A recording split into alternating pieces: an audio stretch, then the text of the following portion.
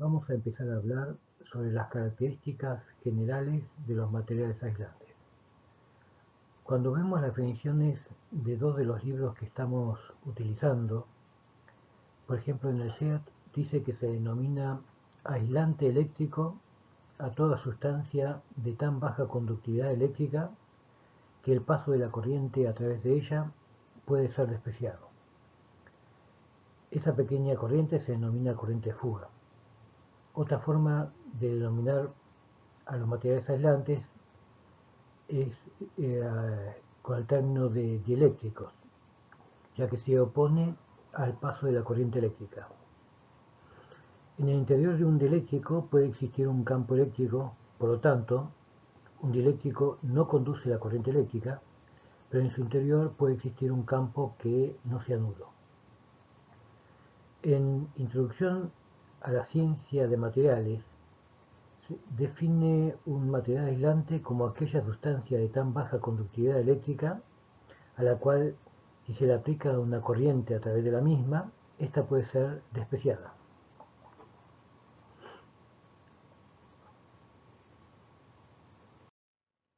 En ambas definiciones se asume que hay una pequeña corriente de fuga. Únicamente el vacío es considerado un dieléctrico perfecto. En el resto de los casos podemos decir que no existe un aislante perfecto, pero algunos materiales presentan una resistencia al paso de la electricidad de hasta 10 a la 26 veces mayor que un conductor como el cobre. Esto queda claro en la figura que vemos, donde está la resistividad a 20 grados del cobre, que es 10 a la menos 6, y por ejemplo un aislante típico con valores de 10 a la 20.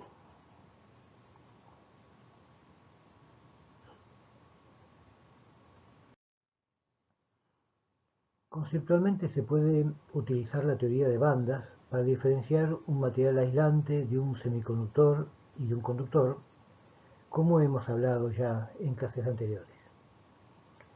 El caso de un material aislante, existe una banda prohibida entre la banda de conducción y de valencia de, por ejemplo, 10 electrovolts. El caso de un material conductor, existe un solapamiento entre las bandas, facilitando el desplazamiento de electrones.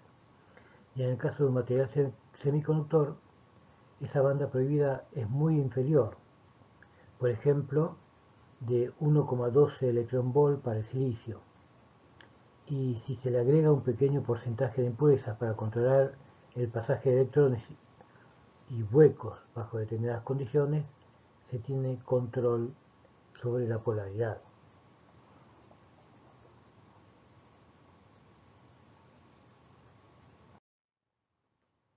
Veamos qué pasa cuando a un dieléctrico se expone a un campo eléctrico externo. En el caso de moléculas polares, que es el de la figura de la izquierda, las moléculas polares, como hemos visto, ya existe una excentricidad entre el centro de carga positivo y el negativo, y ante la presencia de un campo eléctrico se orientan en la dirección del campo, dando como resultado una densidad de carga superficial neta final sobre la superficie del material. En el caso de las moléculas no polares, es decir, aquellas en las que coinciden los centros de carga, ante la presencia de un campo eléctrico se produce una deformación de los orbitales, dando como resultante una concentración de cargas en la superficie del dieléctrico. Es decir, un dieléctrico se comporta, en definitiva, como un capacitor. Les dejo como material para profundizar un apunte que figura en el encabezado de la diapositiva y que también lo encuentran en la página de la materia.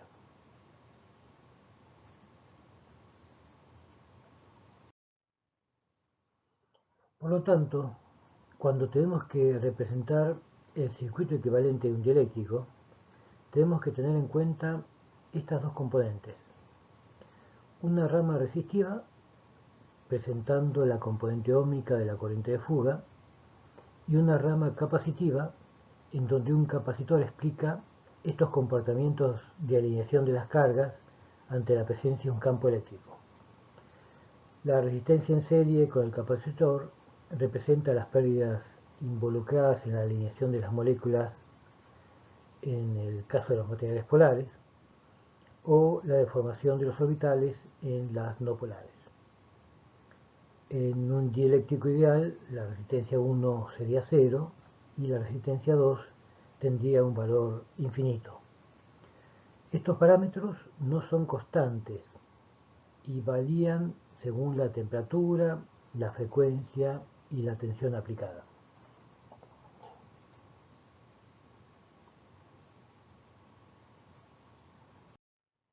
En el circuito equivalente están contempladas tres corrientes. Una corriente de carga capacitiva. Esta corriente es transitoria, es bastante alta al principio y decrece exponencialmente hasta un valor cercano a cero una vez que el circuito queda cargado eléctricamente.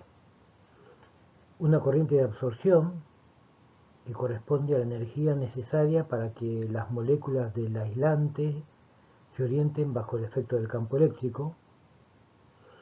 Esta corriente decrece mucho más lentamente que la corriente de carga capacitiva y requiere de algunos minutos para alcanzar un valor próximo a cero. Y hay una tercera corriente, que es una corriente de fuga o corriente de conducción, que tiende a un valor constante en el tiempo. Les dejo una guía de medición de aislamiento de un fabricante de Megger, donde está detallado esto que estamos hablando.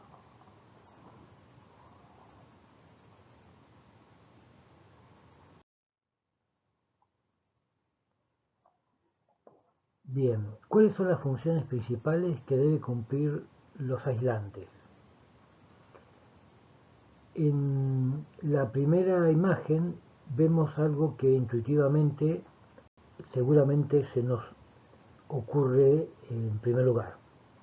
Es aislar eléctricamente, por ejemplo, conductores entre sí y estos contra tierra. Pero también tienen que cumplir la función de elemento estructural o soporte en un alto porcentaje de los casos. Es decir, el material aislante debe cumplir la doble función de ser un elemento estructural y además de aislar eléctricamente los elementos conductores, por lo que es decisivo en su selección tener en cuenta las propiedades mecánicas. Pero hay otra función que generalmente no es tan intuitiva como las anteriores, que es la de alterar los campos eléctricos que lo atraviesan. En muchas aplicaciones, el dieléctrico es el encargado de evitar la concentración de campo eléctrico, como puede ser el caso de los bushing o pasatapa en los transformadores, o capas de recubrimiento en cables de media y alta tensión.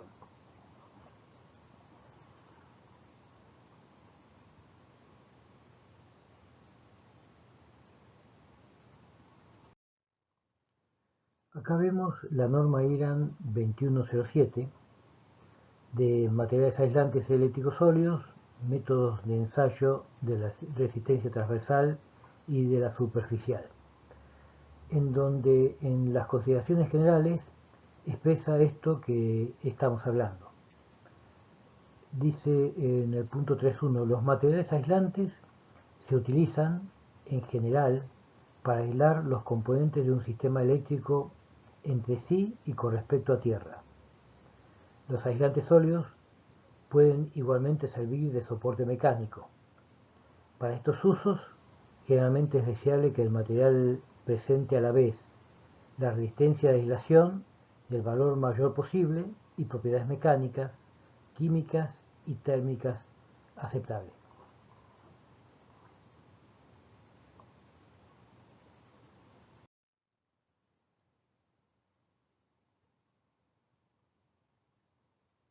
Las principales propiedades de un dieléctrico las podemos enumerar en propiedades eléctricas, propiedades mecánicas y propiedades físico-químicas.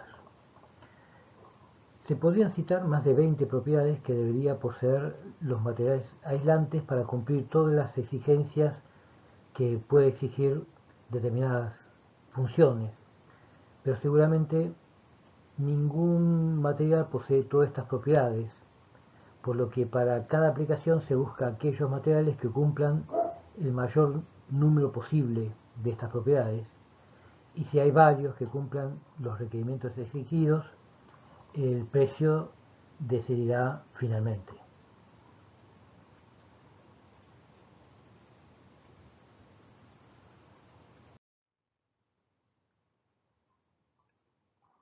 En esta filmina estarían detalladas las principales propiedades, eh, como por ejemplo las propiedades eléctricas, que vamos a ver a continuación: resistencia a aislamiento, rigidez dieléctrica, constante dieléctrica, el factor de pérdidas dieléctricas, el factor de potencia, la resistencia al arco, las principales propiedades mecánicas, como la resistencia a la tracción, a la compresión, a la flexión, a la cortadura, resistencia al choque, dureza, límite elástico, maquinabilidad, y propiedades físicas de los materiales aislantes, como el peso específico, porosidad, higroscoposidad, propiedades térmicas de los materiales aislantes, como el calor específico, conductividad térmica, inflamabilidad, temperatura de seguridad, y propiedades químicas como resistencia al ozono, resistencia a la luz solar, resistencia a los ácidos y los álcalis, y resistencia a los aceites.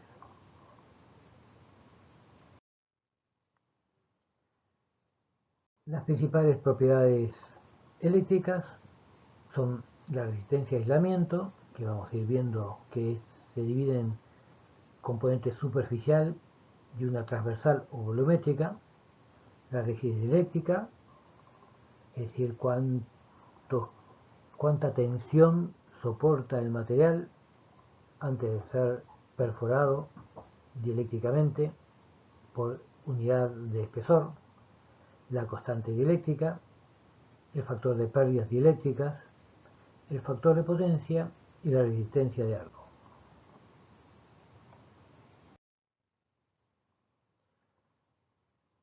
La resistencia de aislamiento se define como la resistencia que opone el material al paso de la corriente eléctrica medida en la dirección que debe asegurarse el aislamiento.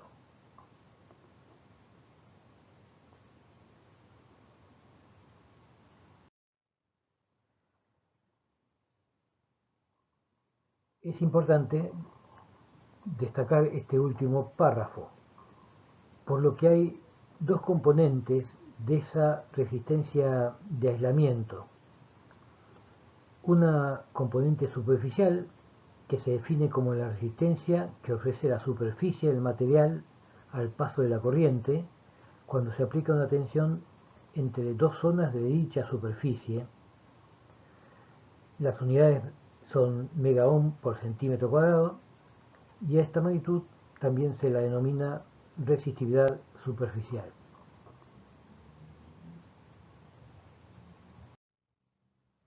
Y otra componente, que es la resistencia de aislamiento transversal, o también llamada volumétrica.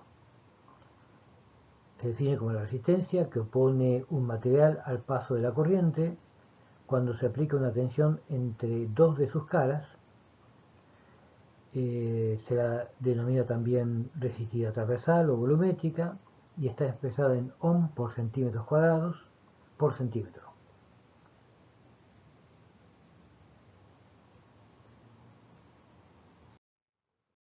En esta figura se ve claramente la diferencia entre las dos resistividades que estamos hablando.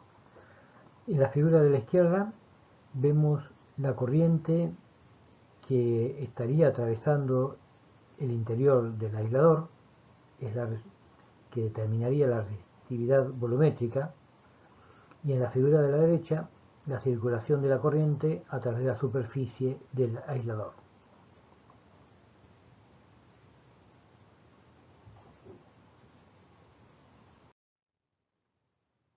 ¿Cuáles son los principales factores que afectan la resistencia de aislamiento superficial? En primer lugar, la forma. En estas imágenes vemos ejemplos de aisladores de uso interior a la izquierda y de uso exterior a la derecha. Además, la limpieza, que está directamente relacionada con el pulido, el porcentaje de humedad ambiente.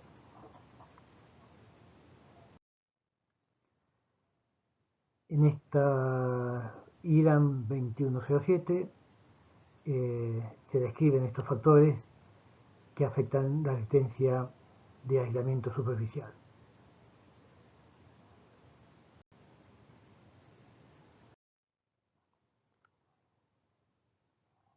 Para lograr la máxima resistencia superficial, las piezas aislantes deben fabricarse lisas y pulidas, de manera de reducir la adherencia de suciedad que se puede acumular junto a polvo, por ejemplo.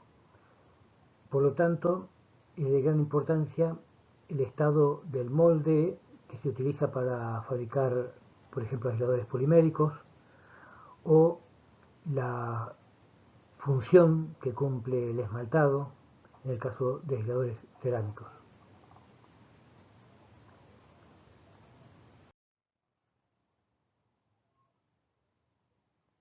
La figura de arriba corresponde a aisladores externos. La forma de campana que tiene es indicada para instalaciones exteriores porque logra una mayor protección de esas áreas contra el depósito de polvo, humedad y distintos elementos contaminantes. La resistencia de aislamiento transversal es muy dependiente de la temperatura, la tensión aplicada, el tiempo en que es aplicada esa tensión, es decir, la duración en que se aplica la tensión, el porcentaje de humedad. Dentro de esos factores hay que destacar principalmente la temperatura, ya que un aumento de temperatura produce una disminución muy importante de la resistencia de aislación transversal. Como regla general, un incremento de 10 grados reduce la resistencia de aislamiento a la mitad, y por el contrario, disminuir 10 grados aumenta la resistividad al doble.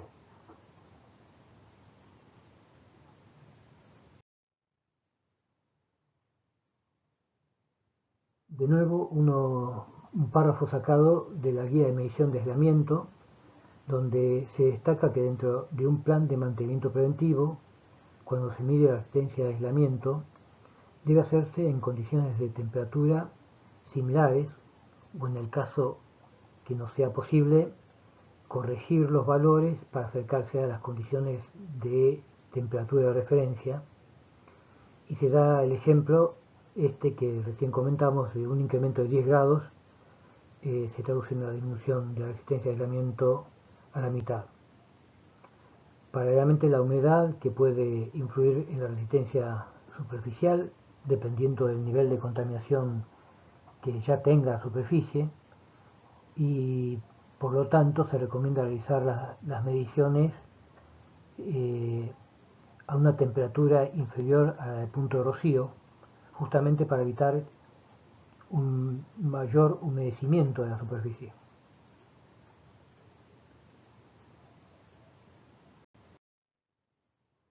Acá vemos un listado de materiales y resistividades características de algunos materiales. Se define rigidez dieléctrica a la propiedad de un material aislante de oponerse a ser perforado por la corriente eléctrica, es decir, la máxima tensión que soporta sin que se perfore el material para un determinado espesor de la pieza. Está expresado en kilovolt por milímetro cuadrado, y Es importante destacar que este valor es altamente dependiente del espesor.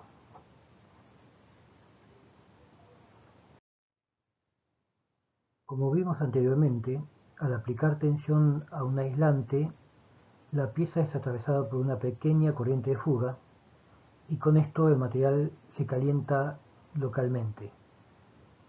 Y este calentamiento permite el paso de más corriente y a su vez disminuye la resistividad transversal. Este efecto es acumulativo y si la tensión alcanzó un valor suficientemente elevado, puede producirse la perforación del aislamiento. Este fallo se manifiesta a partir de una superficie quemada o por una perforación con volatilización completa del material. Este es el principal mecanismo de ruptura en un dieléctrico sólido y se denomina mecanismo de ruptura electrotérmica. Los valores de rigidez dieléctrica siempre tienen que estar acompañados con el espesor del material en el cual se ha hecho el ensayo, porque los valores son muy dependientes del espesor. En el gráfico se ve claramente que si un material de 2 milímetros de espesor se perfora a 20 kV, una muestra del mismo material con 1 milímetro de espesor no se perfora a 10 kV, sino que antes. Es decir, la variación de la tensión de perforación no tiene una secuencia lineal con el espesor.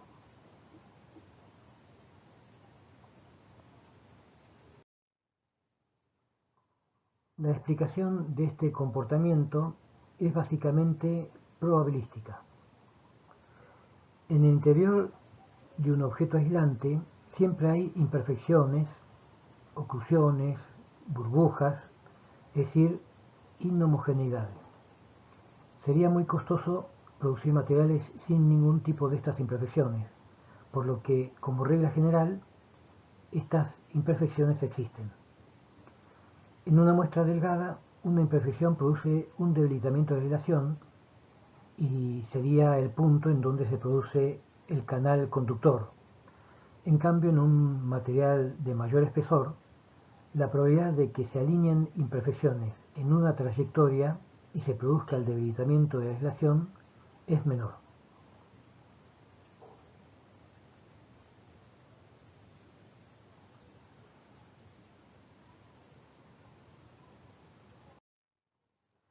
Al aumentar la temperatura, la rigidez dieléctrica disminuye y otros factores como humedad, duración del ensayo, también influyen en el valor de la rigidez dieléctrica, por lo que es muy importante, en el caso de hacer una medición, expresar las condiciones en las que se ha obtenido este dato. En este gráfico se ve un punto denominado temperatura límite, a partir de la cual la rigidez dieléctrica es altamente dependiente de la temperatura.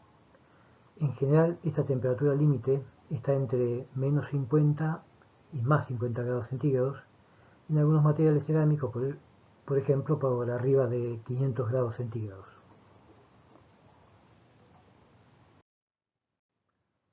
Acá vemos algunos ejemplos de rigidez dieléctrica de algunos materiales aislantes.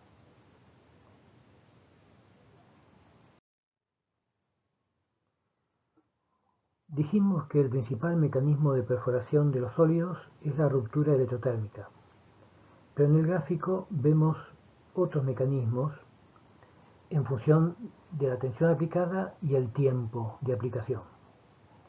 Este gráfico está sacado de un libro, Técnica de alta tensión, de Kuffel, que usaremos más adelante. En el primer tramo, para muy altos valores de tensión aplicada y con duraciones menores del segundo, el mecanismo predominante es la ruptura intrínseca.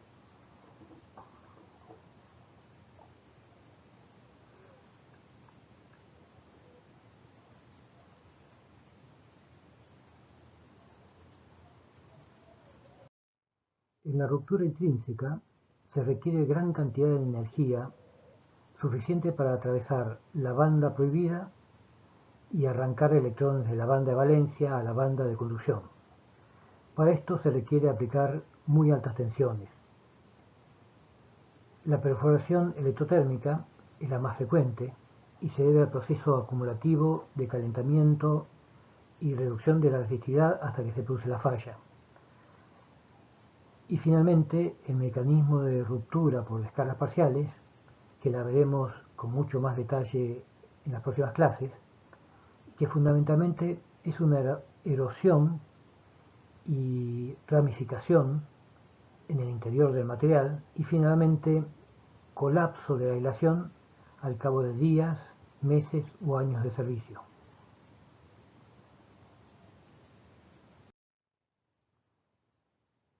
Otro parámetro de interés dentro de las propiedades eléctricas es la constante dieléctrica, que se define como la relación entre la capacidad de un condensador que emplea como dieléctrico el material considerado y la capacidad del mismo condensador empleando como dieléctrico el vacío.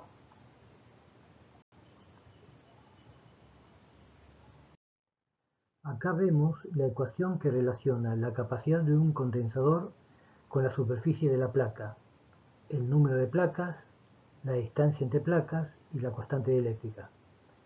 Vemos que cuanto mayor sea la constante dieléctrica, mayor será la capacidad del condensador y también que será mayor la capacidad cuando más delgado sea el aislamiento entre placas, o sea, menor la distancia d. Pero hay un límite para el espesor dado por la rigidez dieléctrica.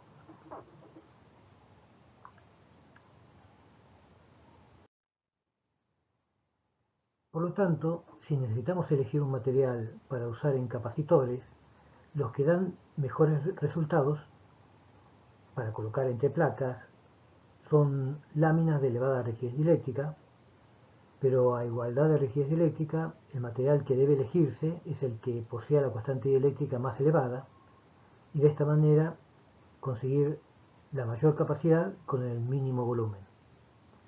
Por otro lado, para el caso de un cable eléctrico, para disminuir el efecto capacitivo, se busca una constante dieléctrica lo menor posible.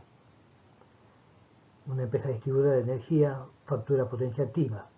El efecto capacitivo produce una circulación de corriente reactiva por los conductores que no puede ser facturada y exigirá un sobredimensionamiento de los conductores, por lo que no es conveniente elegir materiales con elevada constante dieléctrica.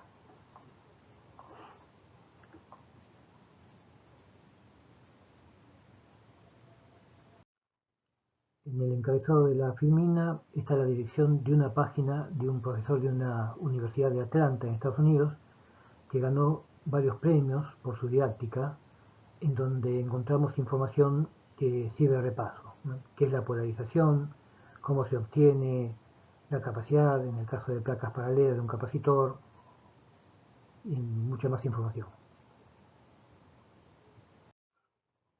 Acá tenemos un par de tablas sacadas de esa página con valores de constante dieléctrica a 20 grados centígrados y también otra tabla del SEAC.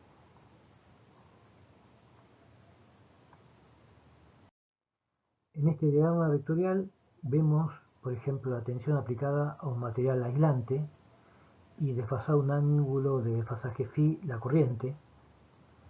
Sabemos que la tensión por la corriente por el coseno del ángulo phi determina las pérdidas activas. Lo ideal es que este ángulo sea próximo a 90 grados para que el coseno phi sea lo menor posible. Para ángulos cerca de 90 grados, el coseno phi es prácticamente igual a la tangente delta, que es el ángulo complementario y que se lo denomina ángulo de pérdidas.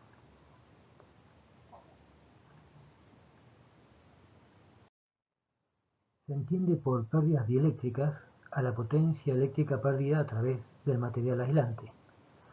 Esta pérdida en valores absolutos es muy pequeña, pero su importancia radica que es la causante del calentamiento del material y con esto el deterioro de sus propiedades hasta el extremo de llegar a la destrucción del mismo.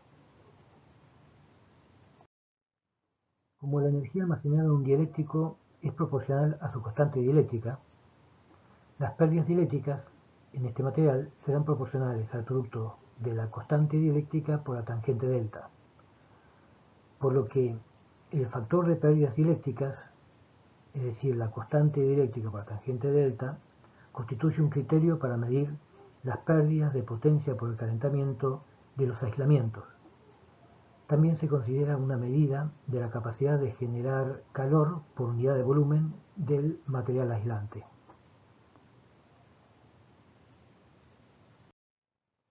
Conociendo el valor del ángulo de pérdidas, puede calcularse fácilmente las pérdidas dieléctricas aplicando la fórmula la potencia igual 2pi por la frecuencia por la capacidad por la tensión al cuadrado por la tangente delta en watt. O también la fórmula que la potencia es la tensión por la corriente por la tangente delta. Como el factor de pérdidas dieléctricas es determinante para el calentamiento del material y su posible perforación electrotérmica, un material será tanto mejor aislante cuanto menor sea su factor de pérdidas dieléctricas. Y teniendo en cuenta la posible variación de la frecuencia, en lo que se refiere a la posible aplicación de un material aislante en campos de altas frecuencias, radio, televisión y en muchas aplicaciones electrónicas, deberá tenerse en cuenta el valor que adquiere el factor de pérdidas en la gama de frecuencias en que el material deba trabajar.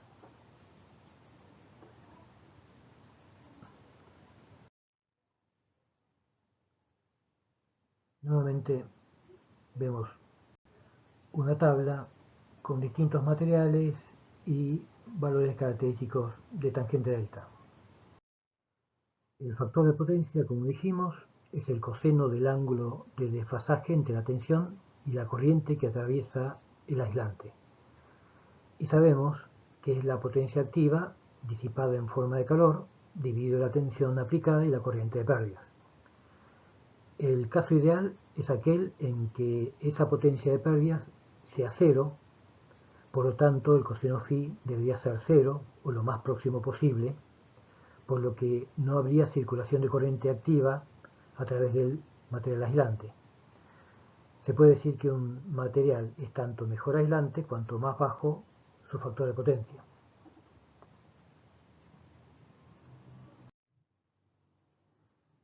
La resistencia de arco se define como el tiempo que un material aislante es capaz de resistir los esfuerzos destructivos de un arco antes de inutilizarse. Las causas por las cuales llega a destruirse material puede ser la formación de un camino carbonizado, en el caso de materiales orgánicos, o el agrietamiento, en el caso de materiales inorgánicos.